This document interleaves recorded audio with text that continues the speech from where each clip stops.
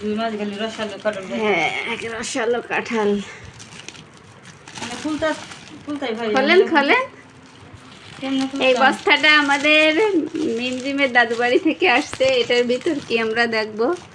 আমাদের খালা বস্তাটা খুলছে, দেখি এটার ভিতর থেকে কি বের হয়। চেষ্টা করছে খোলার জন্য। বস্তা খোলা হলো অবশেষে। দেখি এটার ভিতর কি।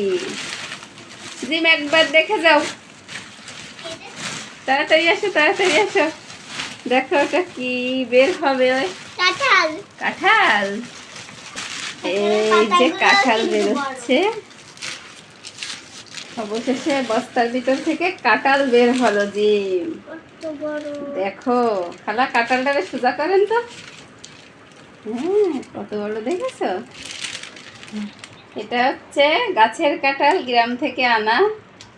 গাছের কাঁঠাল। হ্যাঁ।